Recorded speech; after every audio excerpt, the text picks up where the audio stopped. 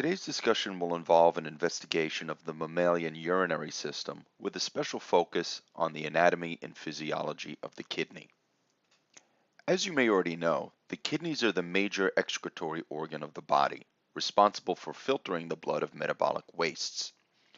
These metabolic wastes are processed in the kidney to form urine. The three stages involved in urine production include filtration, reabsorption, and selective secretion. As I will demonstrate shortly, the kidney also has the ability to adjust the blood's chemistry in terms of its pH and electrolyte balance. When viewed in section, the kidney reveals several distinct regions. The outermost region of the kidney is represented by the renal cortex, whereas the middle layer is often referred to as the renal medulla. Radially arranged within the renal medulla are pyramid-like structures that contain the functional unit of the kidney itself, tubules known as nephrons, the function of which will be discussed shortly. Upon producing urine, the nephrons within the kidney drain into a centralized region known as the renal pelvis. The pelvic region of each kidney will in turn be drained by tubes known as ureters, which will conduct the newly made urine down towards the urinary bladder, where it will be temporarily stored. This diagram illustrates the major functional components of a typical nephron within the mammalian kidney. Waste-rich blood enters into the nephron by way of an arteriole which originates from the renal artery. This arteriole continues to branch, ultimately giving rise to a ball of capillaries known as the glomerulus. As we will shortly discuss, it is this structure that is responsible for the filtration of metabolic wastes from the bloodstream into the nephron itself, whereupon it will eventually lead to the formation of urine. As we can see, the capillaries of the glomerulus merge to form an arteriole upon leaving the nephron, which in turn gives rise to a series of capillaries that completely surround the nephron. These capillaries are specifically adapted for the recovery of vital materials within the filtrate as it flows through the nephron. The recovery of this material, such as digestive nutrients, various ions, and even water, from this filtrate back into the bloodstream limits the amount of these vital materials that is lost during the act of urination.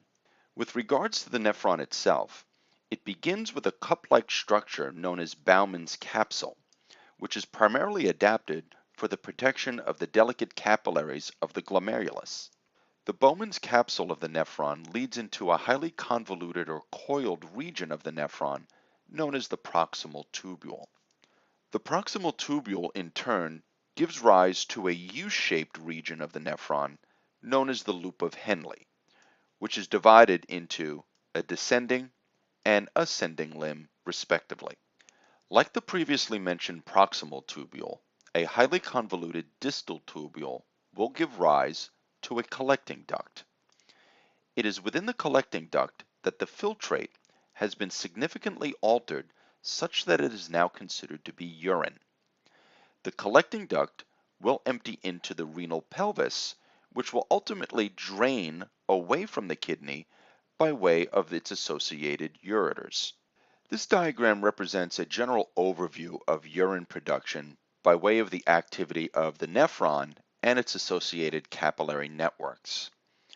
Urine production can be divided into essentially three stages: a filtration stage, a reabsorption stage, and a selective secretion stage.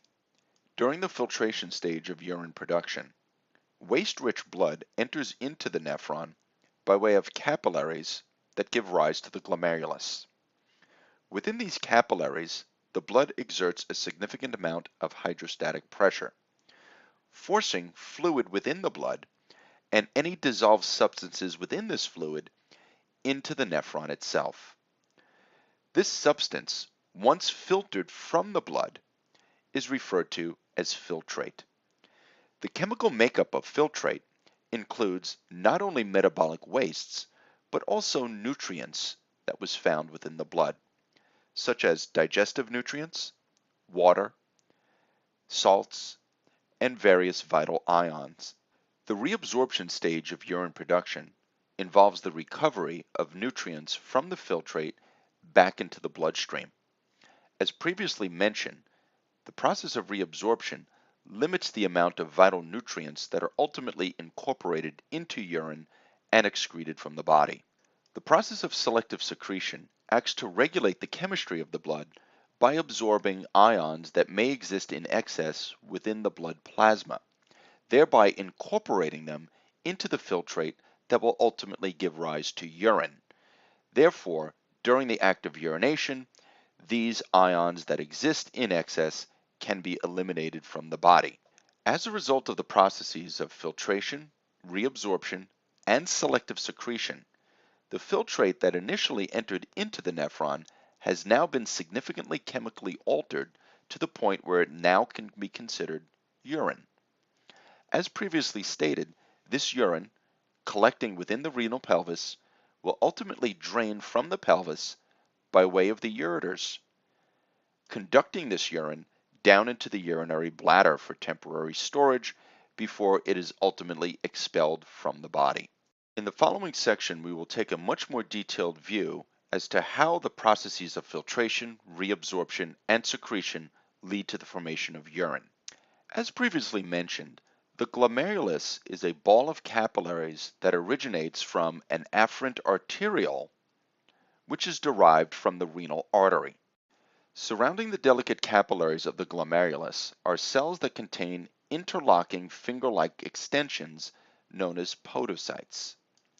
As we will see, these finger-like extensions play a vital role in the filtration process that ultimately gives rise to the filtrate entering into the nephron. As blood enters into the delicate capillaries of the glomerulus from an afferent arteriole, it begins to exert a significant amount of hydrostatic pressure, forcing plasma out of the capillaries and into the nephron itself. This material, known as filtrate, contains digestive nutrients, metabolic wastes, vital ions, water, and salts. Due to the existence of podocytes, large blood proteins and large blood cells are retained within the capillaries and do not normally become incorporated into the filtrate itself. It should become apparent that the process of filtration is selective with regards to the size of materials that can pass from the capillaries into the nephron and become part of the filtrate. It does not select, however, based on the chemical composition of these solutes. As we can see, both metabolic wastes and vital nutrients can pass from the capillaries into the nephron as long as it is small enough. This diagram illustrates the processes of reabsorption and selective secretion. Arrows pointing out of the nephron represent substances that are being reabsorbed from the filtrate into the surrounding capillary network, which of course is not shown here for simplicity's sake. Any arrows that are pointing into the nephron represent substances that are being secreted from the bloodstream into the filtrate, which will ultimately be incorporated into the urine and excreted from the body. To the right, we see a diagram that illustrates how the solute concentrations of the ICF surrounding the nephron change as we progress from the cortex to the outer and inner medulla of the kidney. As we will see shortly, it is the changes in the solute concentration of this ICF that plays a major role in the recovery or reabsorption of water from the filtrate. With regards to urine production, it is important under most circumstances to incorporate as little water as possible in the urine in order to conserve as much water as possible. Upon entering the proximal tubule of the nephron, most of the digestive nutrients, salts, ions such as potassium, and especially water are reabsorbed from the filtrate into the bloodstream by way of the capillary networks that surround the nephron itself. Coinciding with the reabsorption of vital materials back into the bloodstream is the selective secretion of certain materials from the bloodstream into the nephron to be incorporated into the filtrate. Consider a situation in which high levels of carbon dioxide begin to accumulate in the blood. This would lead to a corresponding high concentration of hydronium ions as well. Hydronium ions, as you know, would lower the pH of the blood to a point where it may start to adversely affect the structure of various vital plasma proteins. Under these conditions, the excess hydroniums would be actively pumped from the blood into the nephron to become incorporated into the filtrate in an effort to buffer the blood. The accumulation of excess hydronium ions into the filtrate by way of selective secretion would then lead to a decrease in the pH of the filtrate itself. This would ultimately make the act of urination a most uncomfortable proposition. In an effort to buffer the filtrate to prevent it from becoming too acidic, ammonia from the blood passively flows into the nephron to become incorporated into the filtrate. Ammonia, being a strong base, will absorb many of these free hydronium ions and prevent the filtrate from becoming too acidic. Following the reabsorption and selective secretion of the aforementioned materials within the proximal tubule, the filtrate is then directed down the descending aspect of the loop of Henle. As the filtrate is directed down the descending limb of the loop of Henle and crosses from the cortex to the outer medulla and finally into the inner medulla, it crosses an extremely steep solute gradient with regards to the ICF immediately surrounding the nephron.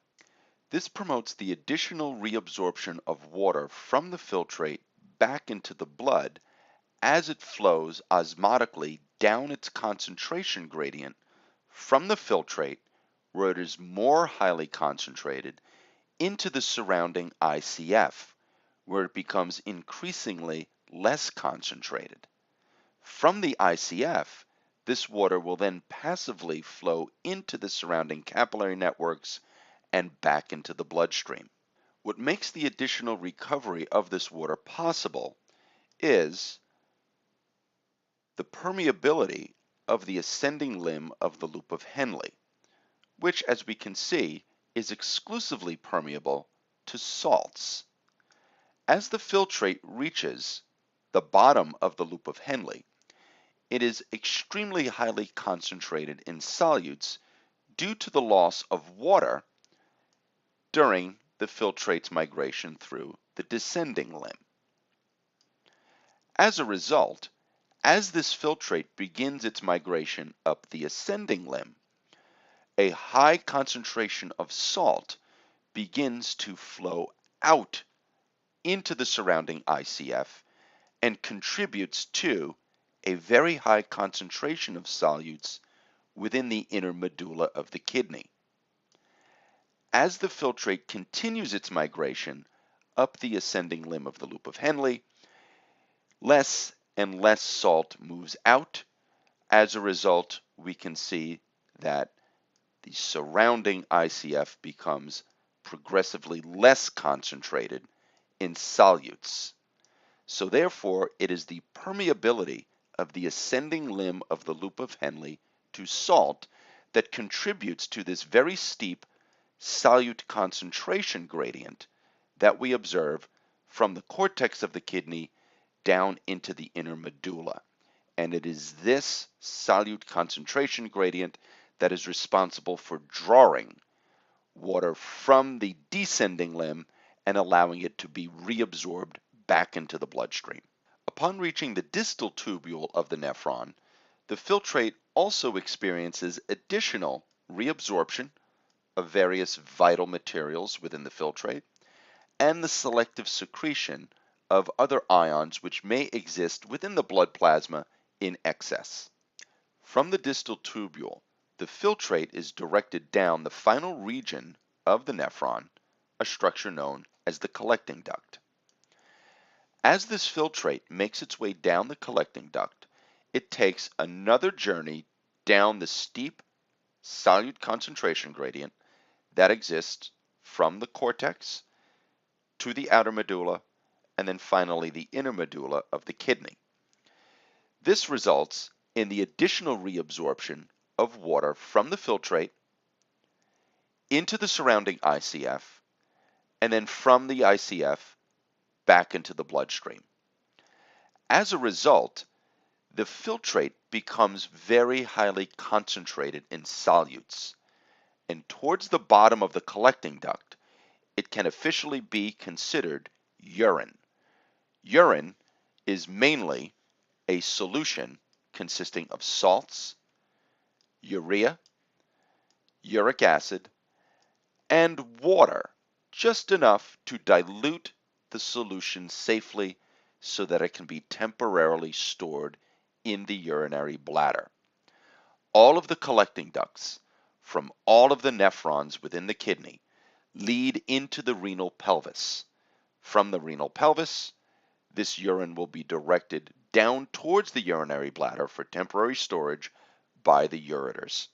To further illustrate the interrelationships between the structures of the human excretory system, here of course we can see the kidneys, which lie just above our waistline underneath muscles of the back, and the ureters, which conduct the urine from each one of the kidneys down into the urinary bladder, and then the urinary bladder will lead into a final vessel known as the urethra, which will then conduct the urine out of the body. The role of antidiuretic hormone has been discussed in previous sections, but to reiterate some of the finer points of this hormone, remember that the antidiuretic hormone is stored in the anterior aspect of the pituitary gland. This hormone is released under conditions of dehydration, where water has been lost from the circulatory fluid. As a result, antidiuretic hormone, upon its release, targets mainly the collecting duct of the nephron, and it promotes, as illustrated here, the incorporation of channels known as aquaporins into the collecting duct. These aquaporins make the collecting duct more permeable to water, therefore promoting the movement of more water from the filtrate into the surrounding ICF and then from the ICF back into the bloodstream. As a result of the release of antidiuretic hormone, less water is mixed in with the urine, and therefore the urine becomes very highly concentrated.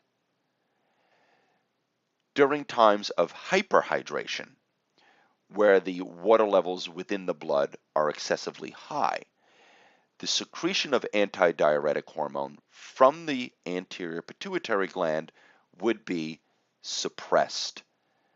As a result, the collecting duct would lack these additional aquaporins. It would not be as permeable to water, and therefore more water would actually be incorporated into the urine, and the urine would be excreted as a very dilute solution. As we can see, antidiuretic hormone plays a role in preventing the solute concentration of the blood from becoming either too high or too low, and therefore participates in a negative feedback mechanism, which keeps blood solute concentrations within a very narrow range.